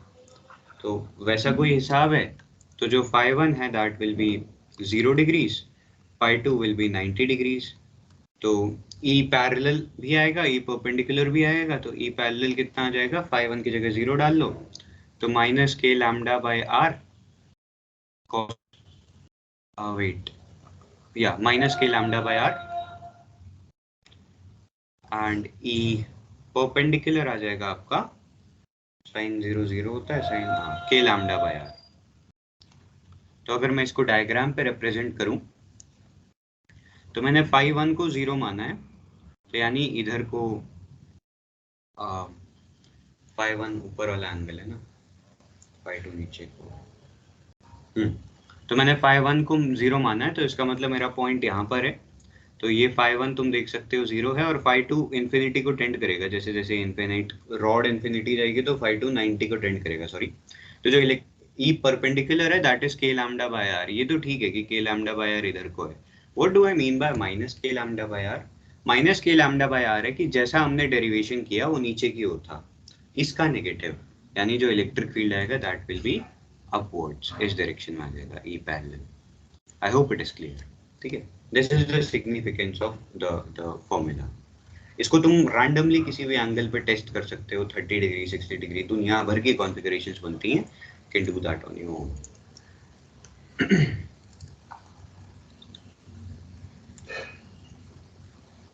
ये बड़ा इंटीग्रेशन था, और इसको अगर गॉस थ्योरम से करूंगा तो it's hardly a matter of 2-3 lines. ठीक है, गॉस थ्योरम हम नेक्स्ट क्लास में कवर करेंगे, आज तो नहीं। आज एक और का कर लेते हैं, चलो एक रिंग का करें। एक रिंग है सपोज मेरे पास, और उस रिंग के एक्सिस पे कितना इलेक्ट्रिक फील्ड जनरेट हो रहा है ये मुझे निकालना है।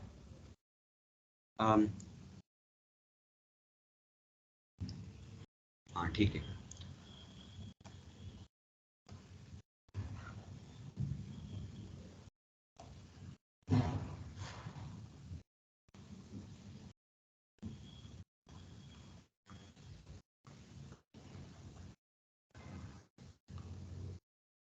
तो ये रिंग कुछ इस प्रकार की है। अब इसको 3D में कैसे रिप्रेजेंट करूं, एक सेकंड। रिंग यहाँ पर है, ओके। मेरे को अभी कुछ दिख नहीं रहा है अपने आसपास रिंग जैसा। रिंग यहाँ पर है, और मुझे इसकी एक्सिस यहाँ पर होगी। ये रिंग है तो इसकी एक्सिस यहाँ कहीं पे होगी। इस पॉइंट पे, इसकी एक्सिस पे किसी पॉइंट पे मुझे इलेक्ट्रिक फील्ड निकालना है। नॉन एक्सियल पे भी निकाल सकते हैं, बट थोड़ा टीडियस टास्क होगा, और बहुत मेरे ख्याल से हाथ से तो नहीं हो पाएगा इंटीग्रेशन के लिए। फिर तुम्हें C++ आई लैब कुछ करना पड़ेगा, इसलिए हम बिल्कुल एक्सियल पे ही निकालते हैं थ्योरी में। तो सपोज करो कि ये मेरा फोन जो है थोड़ी देर के लिए हॉलो रिंग है कोई, और इसके एक्सियल पॉइंट पे मुझे इलेक्ट्रिक फील्ड निकालना है, ओके। तो जो मैंने डायग्राम बनाया है, this ring is perpendicular to your plane of paper. ये तुम्हारा पेपर है, ये रिंग है। I hope that is pretty much clear. इस रिंग पे लीनियर ही चार्ज होगा। रिंग भले ही एक 2D फिगर है, लेकिन जो चार्ज है वो 1D में ही स्प्रेड है, ठीक है। लीनियर ही चार्ज होगा। इसके एक्सिस पे मान लो z डिस्टेंस पे मुझे इलेक्ट्रिक फील्ड निकालना है। At a distance of z from its axis I want to find electric field। Point का नाम बाद में दूंगा वरना डायग्राम खराब कर लूंगा। तो मैं क्या करूंगा, मैं एक चार्ज चुन लूंगा छोटा सा, यहाँ पर छोटा सा चार्ज चुन लूंगा dx लेंथ का, या dq लिख लो अभी फिलहाल के लिए, इसमें कुछ ज्यादा जरूरत नहीं होती है dq, और असल में लैम्डा dx ही हो जाएगा। इस पूरी रिंग पे q चार्ज है, और इस सपोज कर लो कि a या r जो भी लेना चाहते हो, मैं r के साथ कंफर्टेबल हूँ तो मैं r लूंगा।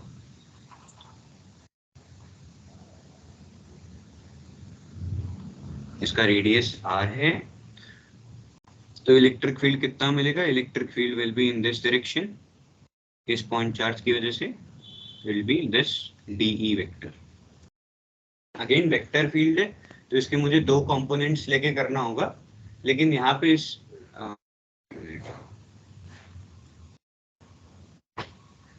बैटरी डाउन,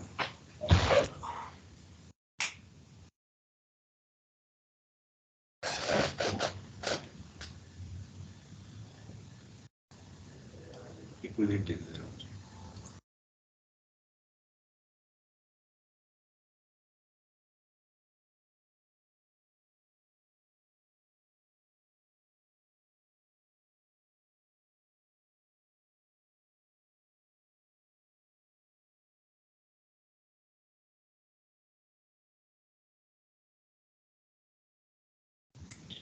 ये हाँ, ये अगेन एक वेक्टर इंटीग्रेशन है, तो इसके कंपोनेंट्स लेके मुझे इंटीग्रेट करना होगा, लेकिन इसमें एक ट्रिक होती है जो काम को थोड़ा आसान बना लेती है। इस ट्रिक को याद रखना, जब भी तुम्हारे पास कोई सर्कुलर सिमेट्री का क्वेश्चन है, ये सर्कुलर टाइप की सिमेट्री में रिंग का क्वेश्चन है, इन शॉर्ट वर्ड्स रिंग या डिस्क, तो फिर तुम हमेशा ये काम करना कि एक चार्ज तुमने ऊपर लिया और एक ठीक उसके डायमेट्रिकली ऑपोजिट एंड से भी उठा लो। यहाँ पे भी एक dq चार्ज उठा लो और इसके कारण भी इलेक्ट्रिक फील्ड लिख लो, इसके कारण इलेक्ट्रिक फील्ड आ जाएगा डी वेक्टर। अब इनको कंपोनेंट्स में तोड़ो, एंगल फाई है तो ये भी फाई होगा, डायमेट्रिकली ऑपोजिट है, तो this will be your D sine phi, this will be your D cos phi, नीचे वाले का भी डी कॉस फाई, तो 2d कॉस फाई, इधर डी साइन फाई। तो yup, this is the configuration.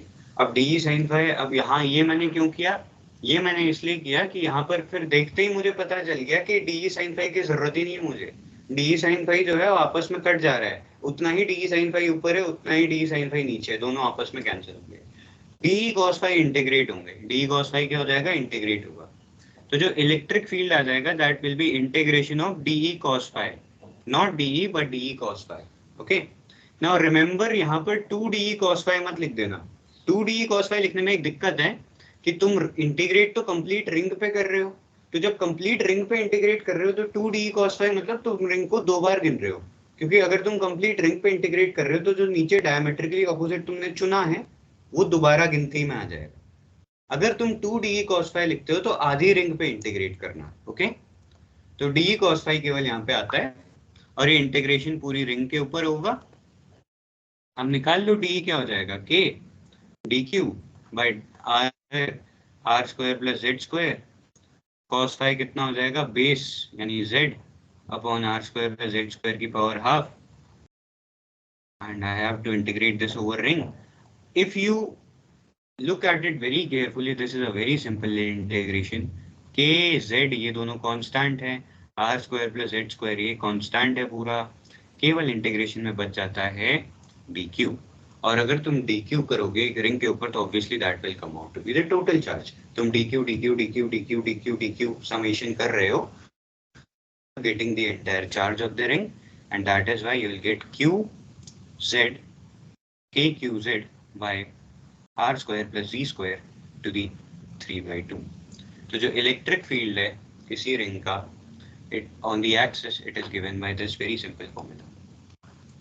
और डायरेक्शन क्या है इसकी, इसकी डायरेक्शन है पैरेलल टू एक्सिस, एक्सिस के ठीक ठीक समानांतर चलता रहेगा, ये एक्सिस है तो इसी डायरेक्शन में इलेक्ट्रिक फील्ड आता है।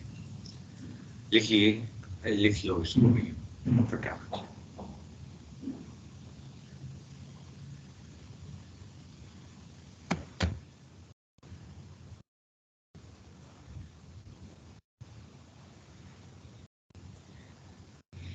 एक वेरिएबल वाला क्वेश्चन कर सकते हैं,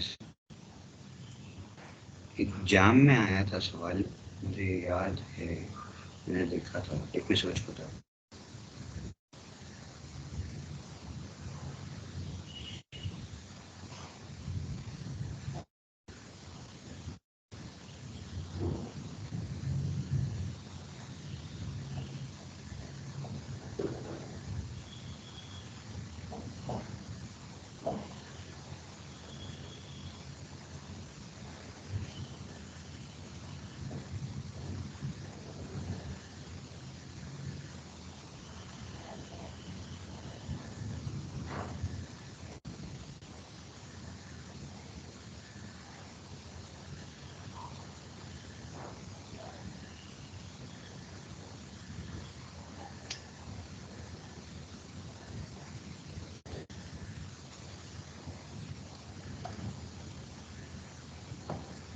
जो सवाल था जितना जितना मुझे याद है कुछ ऐसा था कि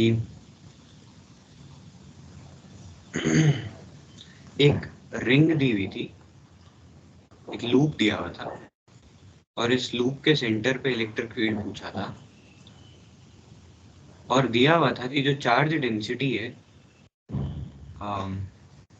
इस रेफरेंस लाइन से जो चार्ज डेंसिटी है that is some lambda naught into cos phi, where phi is the angle from this reference line, ठीक है। मतलब कि अगर मैं यहाँ पे चार्ज डेंसिटी देखता हूँ तो it will B this angle is, if this angle is phi, तो यहाँ पे जो लैम्डा आएगा that will be lambda not cos phi। तो ये वाला क्वेश्चन एक था, तो इसको भी हम वैसे ही करेंगे जैसे हम कर ही रहे हैं। तो let's try this one also. तो यहाँ पे क्या आ जाएगा तुम्हारा, जो डी क्यू है यहाँ पे जो तुम चुनोगे that will be simply lambda D X या डी एल लिख लो। एक्स अब हम कर्व के लिए जनरली एल ही लिखते हैं।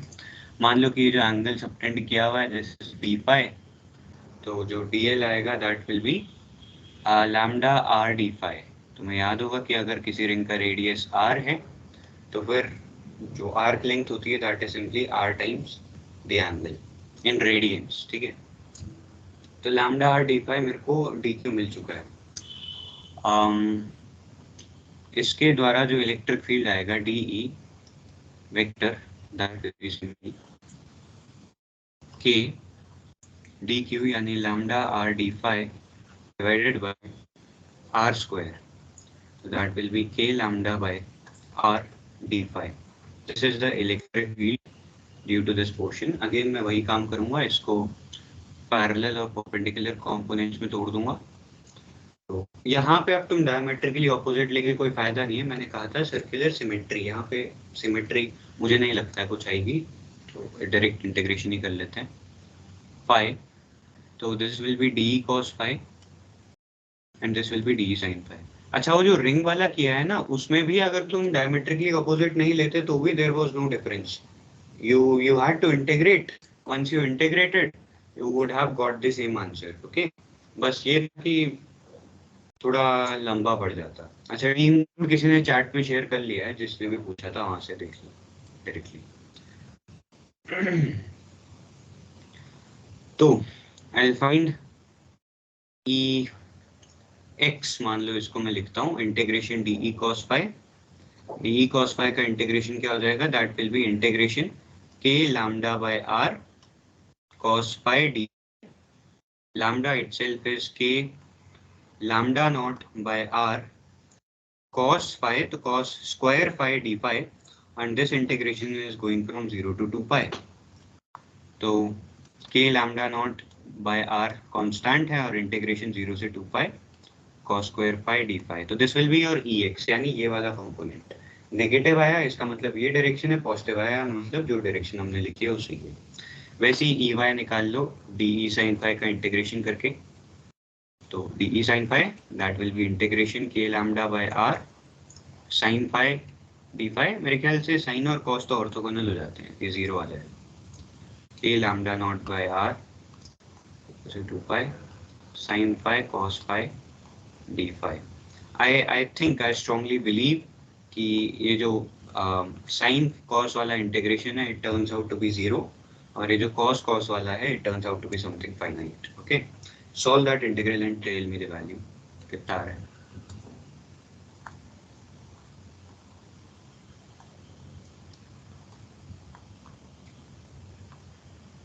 इसमें वैसे वो डेफिनेट इंटीग्रेशन वाला रूल लग सकता है।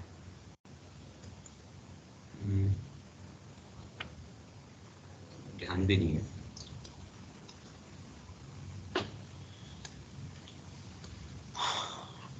fx dx 0 से a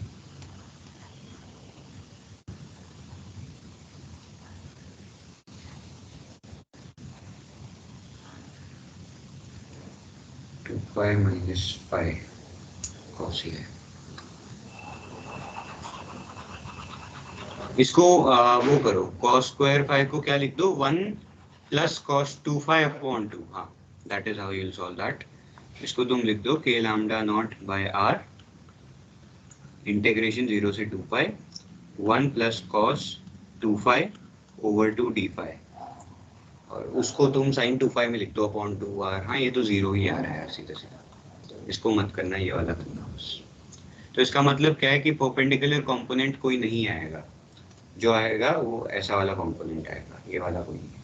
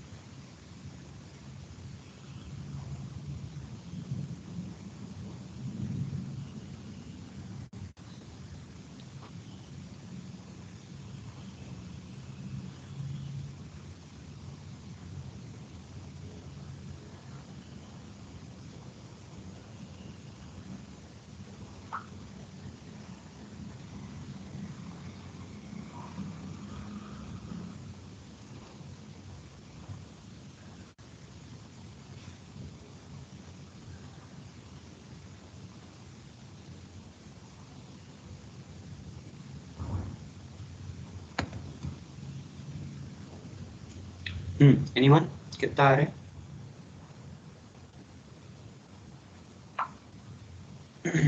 lambda 1 plus 2 pi over 2r 1 plus 2 पाई। एक बार चेक करना है, इतना कॉम्प्लेक्स नहीं आता है, सिंपल सा आता है।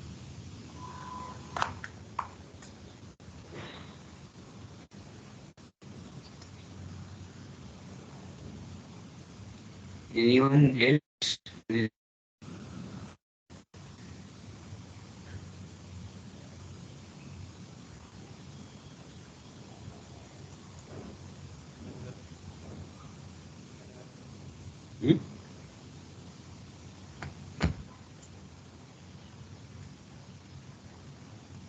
थक गए लग रहे हैं। So K lambda pi Here k lambda naught by r, ये K lambda pi upon will be a simple pi। तो अगर तुम इसको 4 पाई एप्सिलॉन नॉट में लिख दो तो lambda not by 4 epsilon naught r, जो इलेक्ट्रिक फील्ड आएगा that will be lambda not by 4 epsilon naught r. You can verify, ज्यादा ही कुछ हुआ तो केवल कैलकुलेशन एरर होगा, बाकी maths we have done it, sorry physics we have done it correctly, math may be wrong हो सके, वैसे लगता नहीं है इतने छोटे इंटीग्रेशन में कोई गड़बड़ हुई होगी हमसे। इसको जरा ध्यान से फील करना, जब ये आया होगा तो असल में इंटीग्रेशन वगैरह करने की भी जरूरत नहीं थी। देखो है, थोड़ा सा देखो इसको, हमें दिया हुआ है कि लैम्डा cos फाई का फंक्शन है, यानी cos फाई जहां जहां पॉजिटिव होता है वहां वहां लैम्डा पॉजिटिव होगा, cos फाई जहां जहां नेगेटिव होता है वहां वहां लैम्डा नेगेटिव होगा। This is what we have to strike at. cos phi पहले और चौथे क्वाड्रेंट में पॉजिटिव होता है, तो यहाँ पर पॉजिटिव चार्ज डेंसिटी डेवलप हो जाएगी, ओके। और cos जो है वो दूसरे और तीसरे क्वाड्रेंट में नेगेटिव होता है, तो यहाँ पर नेगेटिव चार्ज डेंसिटी डेवलप हो जाएगी। Is it clear with everyone क्या कह रहा हूँ मैं? yes. तो ये देखते ही जैसे एग्जाम में, अब ये फिर वो बात होती है, पॉइंट की बात होती है, मुझे भी ये अभी ध्यान आया जब मैं तुम्हें इंटीग्रेशन दिया, उसके बाद ध्यान आया कि ऐसा कुछ भी कर सकते थे। तो जिसको स्ट्राइक किया होगा उसका कितना टाइम बच गया होगा, है ना? सीधा सीधा दिख रहा है कि यार इलेक्ट्रिक फील्ड तो ऐसे ही जाएगा, और ऊपर नीचे वाला तो मामला ही नहीं है, बिल्कुल सिमेट्रिक सा है केस। ओके, क्लास और कहीं या ओवरडू हो जाएगा?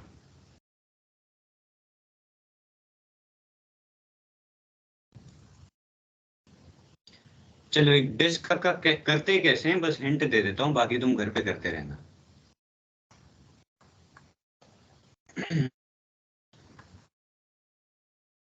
सपोज करो तुम्हारा, और वो तुम्हें उसका सेंटर ओरिजिन पे पड़ रहा है, तो तुम्हारे पास कोई ऐसी डिस्क है, डिस्क समझते हो ना, एक रिंग होती है, सरकमफेरेंस, डिस्क मतलब पूरा प्लेट है तुम्हारे पास, एक थाली है, उस थाली को तुमने चार्ज कर दिया तो उसके ऊपर से किसी डिस्टेंस जी पे कितना इलेक्ट्रिक फील्ड वो प्रोड्यूस करेगी, that we have to check. Let me draw that. हाँ जी, तो कुछ इस प्रकार का कॉन्फ़िगरेशन है, इसके कारण कितना इलेक्ट्रिक फील्ड आने वाला है, will check that. let us see, let us check at a point P which is at a distance Z from the disk. There are actually two methods. एक दो मेथड है. एक जो 12th लेवल का बच्चा करेगा वो क्या करेगा, इस डिस्क को रिंग में काट देगा, है ना, एक डिस्क को चॉप कर देगा बहुत सारी रिंग्स में. एक रिंग के कारण इलेक्ट्रिक फील्ड उसे पता है, पूरी डिस्क के ऊपर इंटीग्रेट करेगा, he'll get the electric field. That method is also correct. Second method है जो हम करेंगे, that will be using the surface charge density. तो सपोज कर लो कि इसकी सरफेस चार्ज डेंसिटी सिग्मा है, तो थोड़ी सी बड़ी कर देते हैं रिंग को, है ना, दिक्कत होगी.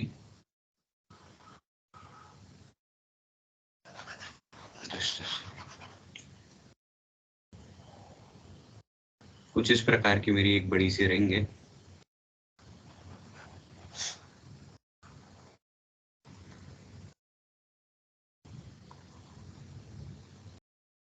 ये इसका ओरिजिन है, इधर मेरा एक्स एक्सिस है, इधर मेरा वाई एक्सिस है, इधर मेरा जेड एक्सिस है. And I am focusing on some point, this point P. इस पॉइंट पे मैं क्या करूंगा, एक जैसे मैंने कहा था एक रेक्टेंगल चुन लूंगा. तो ये क्योंकि सर्कुलर सिमेट्री एग्जिबिट कर रही है तो I will be using plane polar coordinates. अगर यही स्क्वायर होता तो I would have used the Cartesian coordinates. लेकिन क्योंकि स्क्वायर नहीं है मेरे पास, क्या है, एक ऐसी चीज है जो सर्कुलर सिमेट्री को शो कर रही है, तो it's far better to use the plane polar coordinates. Plane polar coordinates सब लोग समझते हैं, r एंड फाई. मैकेनिक्स में वहां पे क्या होगा, सेंट्रल फोर्स मोशन, उस वाले चैप्टर में हम करते हैं प्लेन कोऑर्डिनेट्स का यूज. तो सपोज करो कि इसका डिस्टेंस जो है दिस इज r एंड इसका जो एंगल है दिस इज फाई. तो r मॉड है और फाई फेज है, और मुझे किसी पॉइंट P पे इसके कारण इलेक्ट्रिक फील्ड लिखना है. तो व्हाट आई डू इज, जो चार्ज आ जाएगा इस पॉइंट पे, जो dq चार्ज है, that will be simply sigma dA. अगर मुझे dA लिखना है प्लेन पोलर में तो कैसे लिखता हूं मैं, sigma r dr d phi, right. dA vector होता है प्लेन पोलर कोऑर्डिनेट्स में, that is r dr d phi. I hope everyone knows that. अरे देखो सिंपल है, बहुत सिंपल है. r पे जाके dr का मतलब ये हुआ, d phi का मतलब ये एंगल हुआ, ठीक है, और r d phi का मतलब ये लेंथ हुई. तो dr into r d phi, तो यही तो एरिया होगा, ठीक है. dr और ये जो लेंथ है this is your r d phi, तो dr into r d phi तुम्हारा एरिया हो जाता है. ओके, तो dq मुझे मिल गया sigma r dr d phi, and this is something like this. Vector 1. तो जो लाइन कनेक्टिंग है ये है, तो जो इलेक्ट्रिक फील्ड आएगा it will be something like that, pointing in this direction DE. तो जो ये DE वेक्टर आएगा that will be your k dq over r square. r क्या हो जाएगा तुम्हारा, अगर इसका कोऑर्डिनेट, वेट अ सेकंड में पेन, अगर इसका कोऑर्डिनेट z है, r हो जाएगा तुम्हारा square root of r square plus z square. ध्यान रखना कि इसके भी कंपोनेंट्स कर लेना, एक z के अलोंग, एक z के परपेंडिकुलर, और it's very easy to see कि जो z के परपेंडिकुलर वाला कंपोनेंट है due to symmetry reason survive नहीं कर पाएगा, और जो z के पैरेलल वाला कंपोनेंट है that only will survive. And you will write an expression for that. Perform an integration for r going from 0 to r. जो r की लिमिट है that will go from 0 to r, capital R, and phi की जो limit है that will go from 0 to 2 pi. And in this particular manner you can find the integration. Okay, इस तरीके से तुम लोग क्या कर सकते हो, इसके कारण इलेक्ट्रिक फील्ड निकाल सकते हो. लेकिन cross check with that ring method जो हमने 12th में किया था. Is that clear? Any doubt?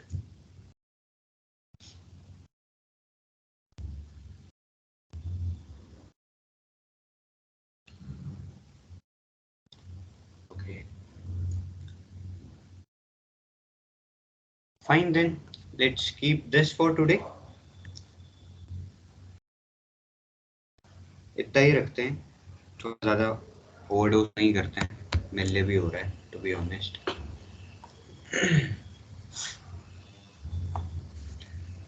हाँ जी, तो किसी को कोई डाउट है आज? किसी को भी कुछ भी पूछना है जितना हम लोगों ने किया इतने में से?